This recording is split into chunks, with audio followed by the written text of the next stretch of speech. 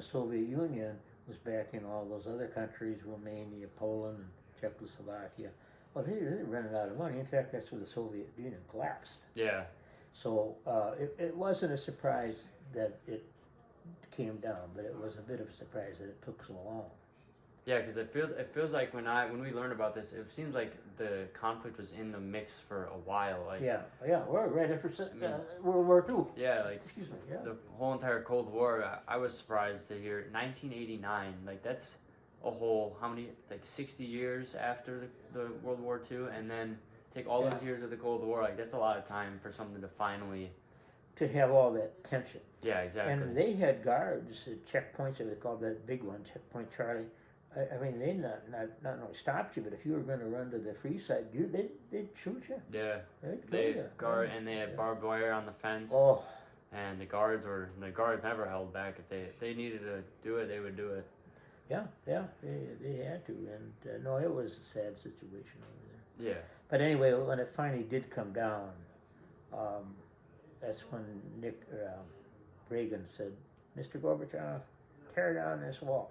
Well, it was getting to the point where he had to. And Mikhail Gorbachev, who was the premier of Russia at that time, they actually got to be somewhat close, as Him close and as you Reagan? can. Yeah, as close as you can. When Reagan died, and his funeral was out in California. Mikhail Was there? Yeah, Wow. Yeah. That is Yeah. pretty crazy That's considering that's right. the past Gorbachev, yeah, he was there. the American and Soviet relationship before then usually wasn't the greatest. Well, it's so- not the best right now. Yeah, still nowadays it's not for sure. We got Biden in there calling Putin a killer, and I mean, Yeah. come on, Joe, Yeah. lighten up a little bit. We got to live with these people. Exactly. Yeah. Well, I'm gonna start wrapping things up here with a Okay. few conclusion questions. This is a very general question. What is one of your favorite moments in American history where you felt the most proud to be an American, or just your favorite thing that you can think of? well, a lot of it had to do with Olympics when the Russians, when the Miracle on Ice, Yes. when they beat the Russians. A lot of people think they beat them for the gold medal. Well, they didn't. That was They were way- in the finals, semifinals. Yeah. Oh, and yeah. They went to Finland and had to beat them for the gold, and they did. Yeah. But that was really something because they were outright professionals. The red team. Soviets? Oh, yeah. Yeah. So that was really, you're grasping for things to be proud of. Yeah. Yeah. That was one of them. Yeah, for sure. And the Olympics, I've always been proud of, especially the Summer Olympics. The Winter Olympics are really getting. And I'm gonna move on to the technology is a huge part of our lives today. And as you grew up and you moved in industries and business, you saw technology advance probably. So, when did technology begin to take over your career and workplace? Like, what time frame would you say you really saw that shift? Well, that's kind of hard to say.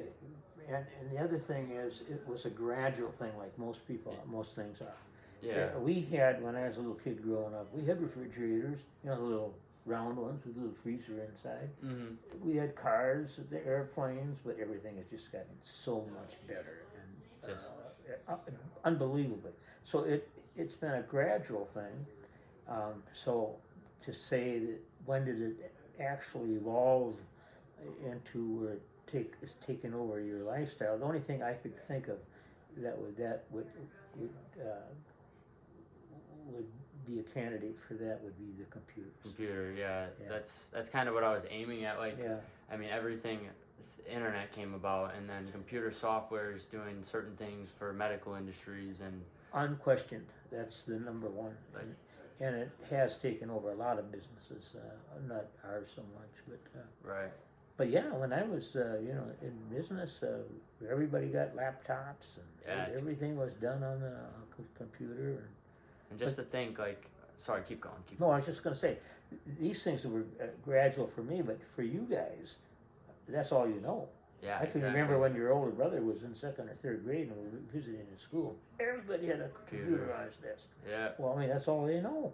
exactly. Yeah, so it evolves, but the computer case has evolved rather quickly because of the silicon area out there in California. Yeah, Geniuses. yeah, a lot of geniuses out there. A lot of geniuses. So anyway, Kyle, it's been a good ride. I've done well, and we've been with setbacks with the country, but we're still having them. Right. Yeah. And I appreciate you doing this interview with me. I hope I didn't mess it up. Oh, you did great. You did great. I appreciate that. I just wanted to close out with one question, and this Okay. relates really to what's going on now with COVID. Where do you, despite like all the craziness in American history we talked about, where do you think COVID-19 stands as one on the crazy scale? I know that's a very broad question. I don't think it belongs on the crazy scale. Or do you mean just as Like in living through, like is Oh, this one of the oh, craziest things you lived through? no. But in a way, because it's so controlled and it's scary the way it's reported, I think it's exaggerated, but I respect it and I am all for that. And I'm very proud. That's another thing you can think about being an American. It's a worldwide epidemic. Yeah, it's very true.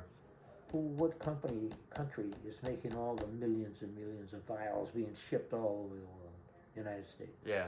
I mean, AstraZeneca in Oxford, they've got issues with theirs. Yeah.